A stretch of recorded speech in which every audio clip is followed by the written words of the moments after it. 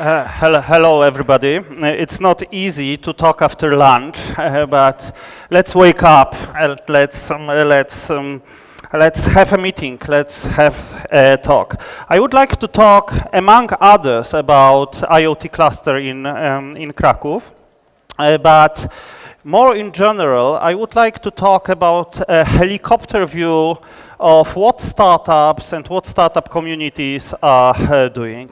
I want to answer this couple of questions. Why now? Why here? Why you? And I would like to start with a story, with a moral. So it was in the year 2002 when I exited from Onet. I went to London. I studied business for a while. I decided to be a business angel. And I started to look for companies. I looked at several very different companies. And among others, I looked at biotech companies. I made two angel investments. But after another 2 years, I knew that it is not the path, that it is not the road I want to go. And what I learned from this biotech investments, I learned a couple of, the lesson that I had a very profound influence on myself. So I learned that it is very difficult to develop a startup, to develop a company, if it is the only company in a particular field, in a particular geography. Why? Because there are no resources. There is no know-how. There is no know-how. There are no connections. So even if in this biotech, both of the ideas were very good, even if there were founders with strong scientific background, and they had a proposal of a very good product, they were in the middle of nowhere. There were no other companies doing similar things. If you are in such a situation, it is very challenging. So you don't need to invent just this competitive edge, what is really matters for you, but you have to discover everything. And it is not the point. The point is that 98% of things that you need are around you. And only this 2% is something that is really innovative, is really different. And it is the power of cluster. So it is my first lesson that I wanted to tell you about. Cluster, resources, network, talent around you, know-how. It is something important.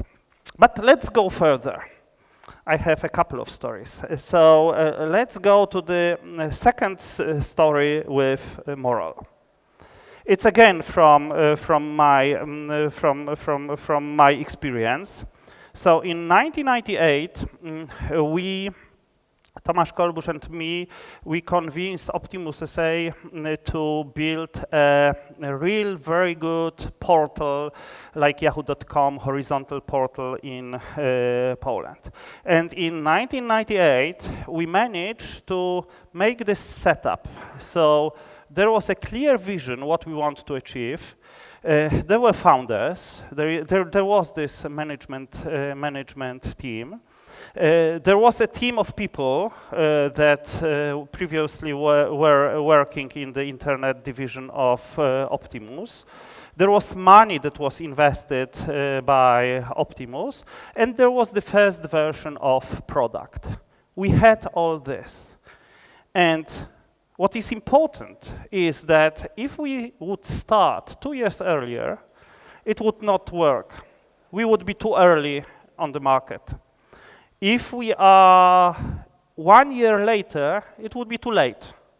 So it was exactly this moment, probably this 18 months, that it could happen that all these elements that I told you about, they were in one place with clear action plan, and because of that, it really worked. It managed to, it broke through. It really erupted. We built a great product and we had millions of users. But this window of opportunity, this timing. So we were lucky, but thousands of ideas were too early at that time. Let me, sorry. It doesn't work. Where is the computer?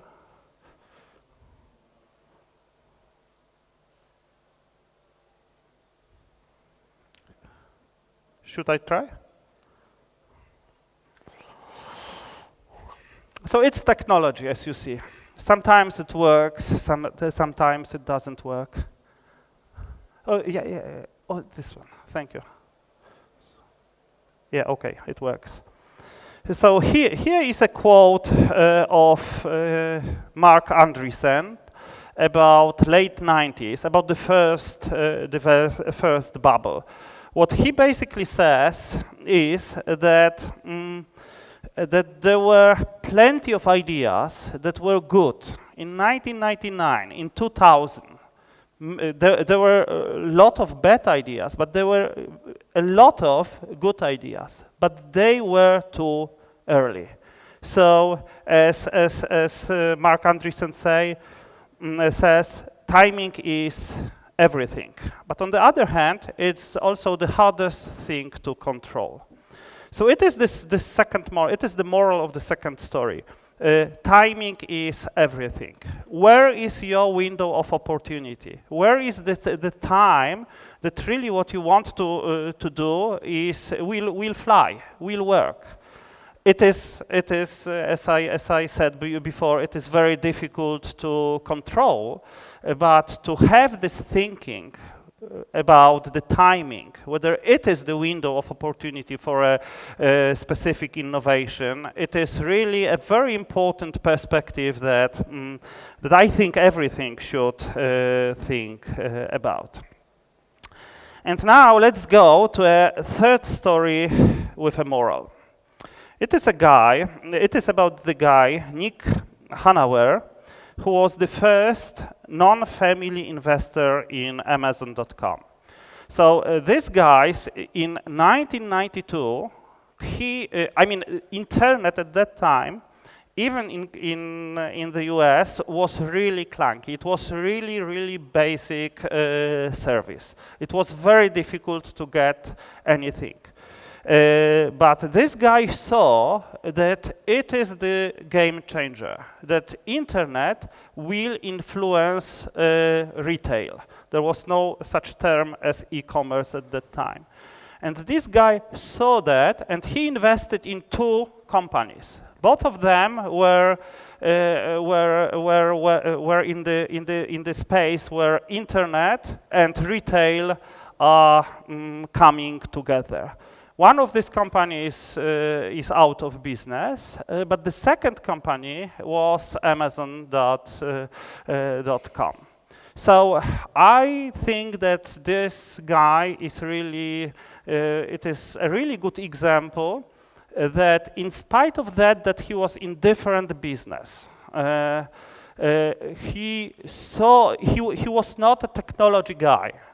He saw that there is a game changer, but not only that he saw that, he made action. He made two investments. Of course, everybody of us probably have these cases that we see it will be needed. It is something new is starting here, and then we do nothing. And then after 3 years, we see and we can say, yes, we could act 3 years ago, but we didn't. So it is the story about this guy. So in 1994, Amazon was at the beginning of megatrend of e-commerce. In 1994, there was $500 million transactions over the internet. 20 years later, In the US, e-commerce in US, it is over $300 billion. So it is 600 times more in 20 years. And guys, somehow it was obvious back then.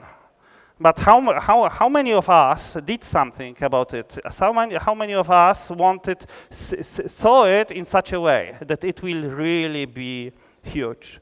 At that time, Amazon went from zero revenue to almost $90 billion revenue. So it is the third moral that I wanted to tell about, that mega trends are important. And now I would like to tell you about Kraków, about the startup community in Kraków, and not even about the whole Kraków startup community, but only about a specific part of this community. I would like to tell you about companies that are in IoT space, but not on this more on the business IoT, B2B, business to business IoT space. So there are such great companies as Estimate in Kraków. So you hear this example all the time, I guess. That is a great company, and it is the timing was perfect. The trend is amazing, so it is something really interesting. There are such companies as Contact.io that is also in Beacon space. There is Seed Labs. I also mention here two companies that are the next generation. They are much smaller, but they are in the same trend. It is Flowbox that is developing a big data processing application.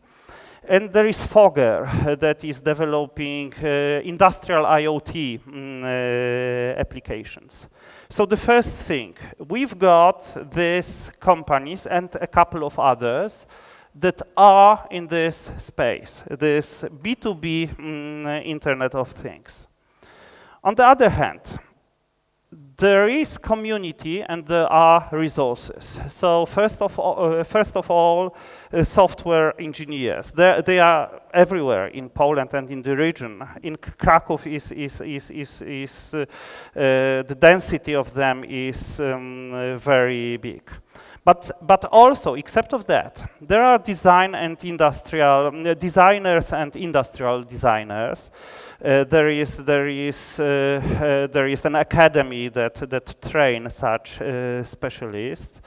There are hardware engineers. So to find an engineer who is good in embedded systems is not difficult. There are mobile apps developers. There is also some manufacturing. So if you want to prototype something, you can do it locally. And the last thing that is very important, there are entrepreneurs with global ambitions. So everybody wants to do something that is global. So it is out there. So there are these companies that I mentioned before that are really in this business. There are these resources. And the third element, Internet of Things, it is a megatrend. So the number of sensors will explode. So some predictions say that there will be 1 trillion sensors. So it will be, much more than the number of people on the planet Earth. The amount of data that will be coming from these sensors will also explode. So some people say that it is this third revolution. That the first was industrial revolution, the second was internet revolution, and now this connection of real world with internet, it is this third revolution.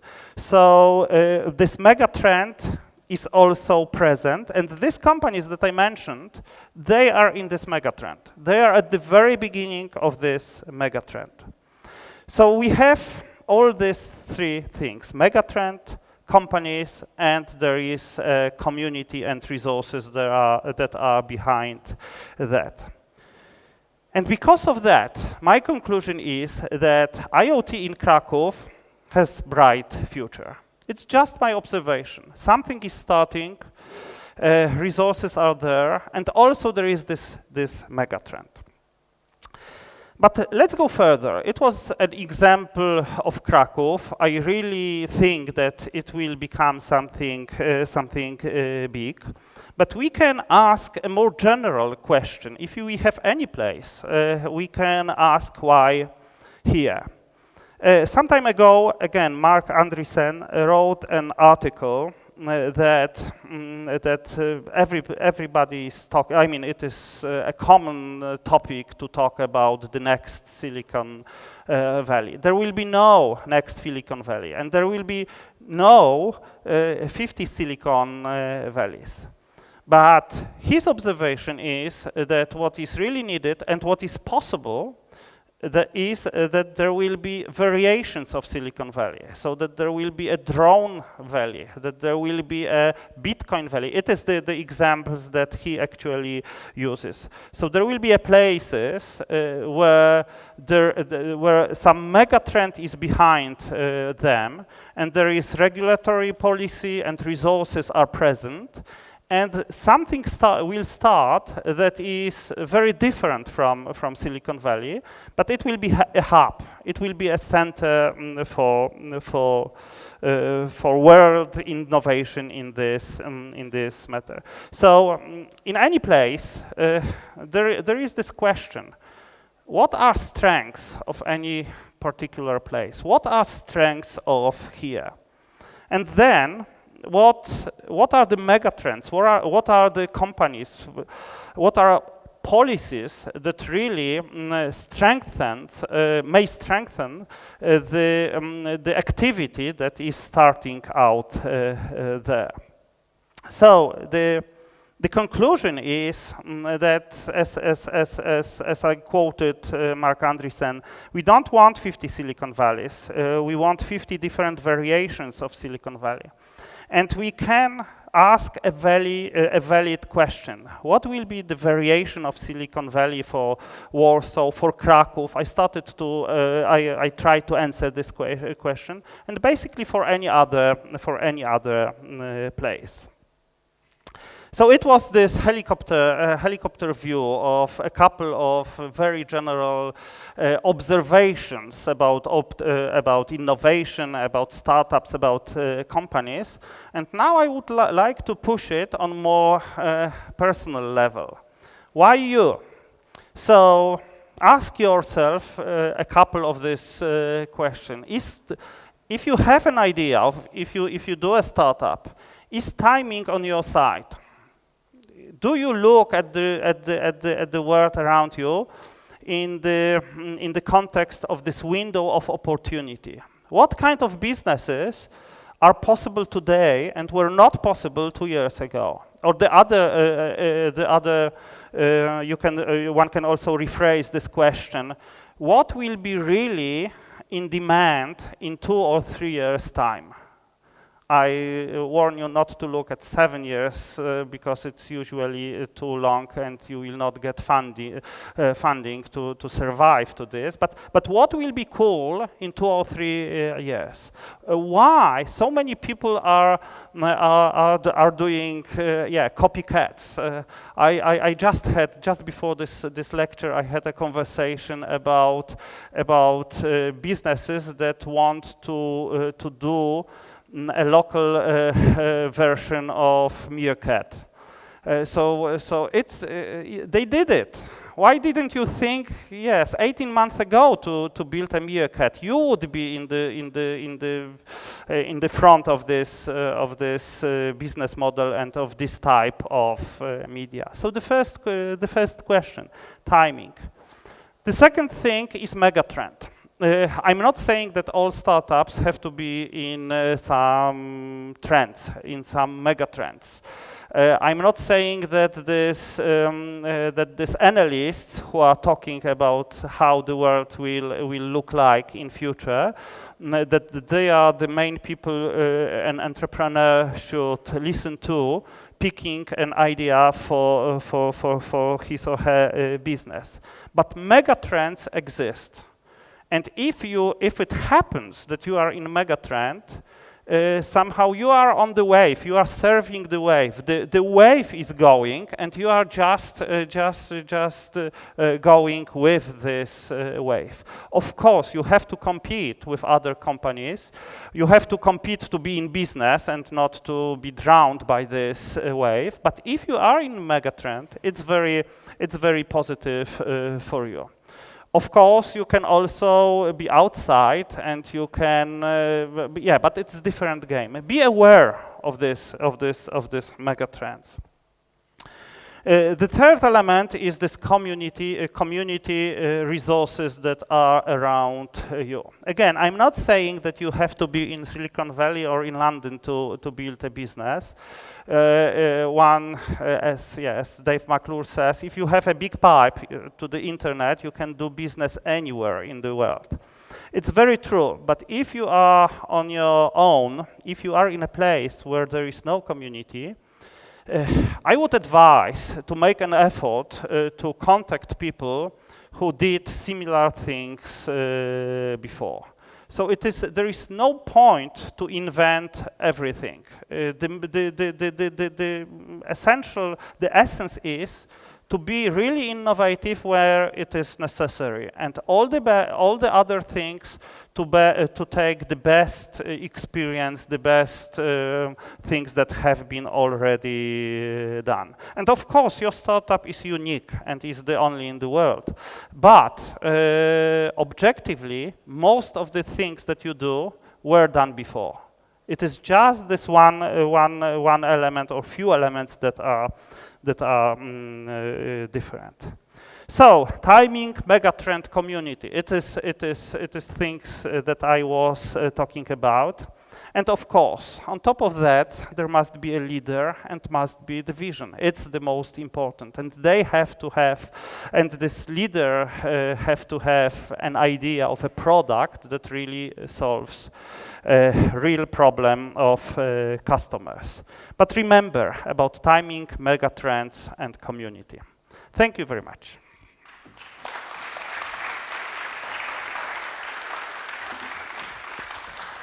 Questions? Okay, so we still have some time for some questions if anyone would like to ask Piotr anything. Hands up in the air. Yeah.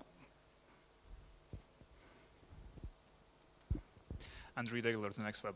You mentioned this story about that guy who invested in Amazon early on. So, but now, and you're saying that seeing the megatrends and investing in them now is a good strategy. But actually, I mean, if there were just a few websites selling things in the early 90s, it was pretty easy to invest in them all, and then one of them turned to be Amazon at the end. Now, any megatrend has, I don't know, hundreds of startups working in them. How to tell which one is going to survive and which one is going to be out of business? Yeah, I didn't say that you should identify a mega trend and invest, and you will have such returns as this guy who invested in Amazon. I'm just saying that mega trends exist and they are real. And if you have this, if you have this flexibility that your know-how and your passion may be in this direction, in this field, or in the other, be aware that if you are in the space that is really growing and will grow for the next 20 years, in my opinion, chances of your success are much bigger. I'm also not saying about going to overhyped things. There is this Gartner publishes this hype cycles which technologies are on these cycles that first the technology starts to be recognized. I mean the idea of this technology, then the hype grows, then there is then there is yeah, then there is there are problems. This technology doesn't really solve the problems that it promised, and then it goes up again, and the whole cycle takes. It differs from 7 to 15 years. So I'm also not saying that it is that easy to filter the buzzwords and to go exactly there. But I'm saying, look how the world will look in 2 years' time, and have a guess how the world will look like in 10 years or longer. Okay, we have a gentleman over here who would like to ask something. 1 second.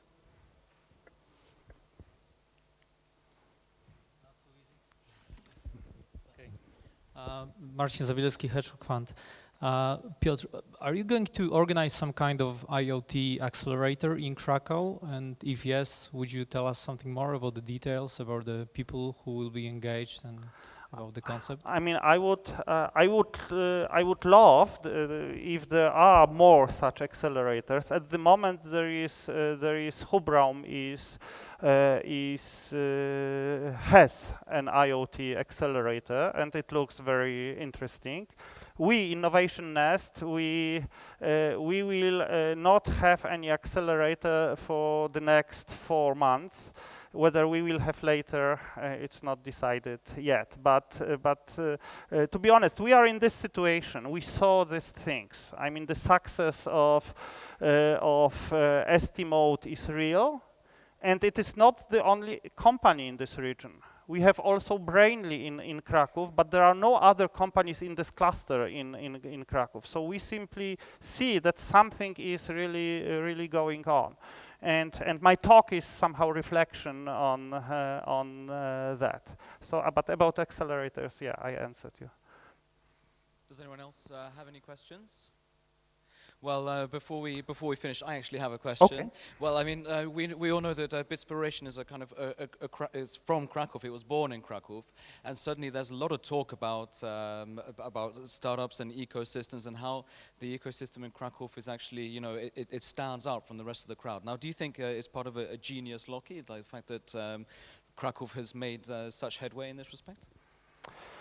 I mean, it's all dynamic, and it's like with companies. It's some company is successful here, the other here, and so on.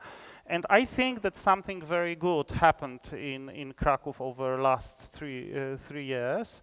And it is a community. Warsaw is not smaller; it's probably bigger. There are no numbers. Probably it's bigger, but it is really dispersed. But Warsaw is fortunate that Google Campus is coming to Warsaw, and it will be, in my opinion, it will be a place that will make people to connect with each other. So I don't know whether I answered your questions. Yeah. Okay. Any other questions before we wrap up?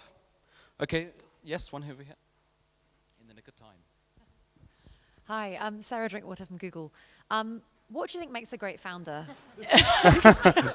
Just curious. What 2 or 3 things do you think make a great founder? I just would love your take on that, because you've had such success. To make a great founder. Being a great founder. So after years of talking with founders and investing in founders, and some successes and some disappointments, I think that it's my personal view. I mean, operational, this execution thing is really important. So it is for me, the first thing is to make sure that this person can really execute. So it is somehow it is the first thing. If I'm not convinced about that, I'm very skeptical about the best ideas. And then there are two others, of course. One is this product or prototype or this idea of product, whether it is really so short term here. If there is a customer and there is this product, does it really make a difference? Is this idea really good? And the third thing is this vision thing. Where is it? Where is it going to? Yeah. So my colleagues make fun of me that I'm much skewed towards the last one. Yes, it is for me important. With Onet, it was very clear. We want to build a horizontal portal that will be the center of content for Polish internet. And because of this idea, it was really easy to execute. It was something that attracted us. We knew how to, and I like such businesses. So these three. Any other questions? No? Well, in Yes, which case... yes, there is one. Yeah, we have one.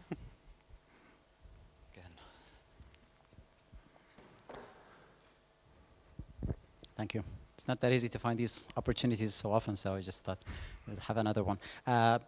I was just reading one article, and they say that if you want to have a good startup, timing would be even more important than the idea and the implementation even.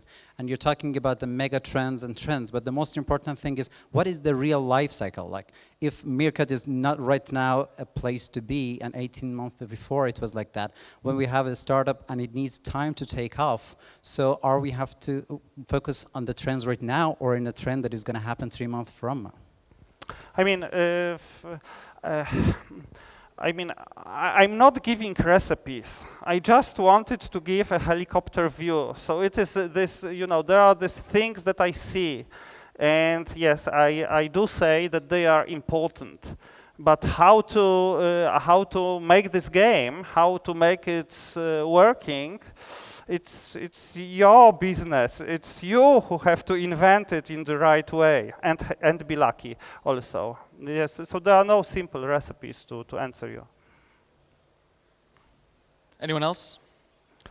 Okay, well, a round of applause for Piotr Wilam. Many thank you. Thank you.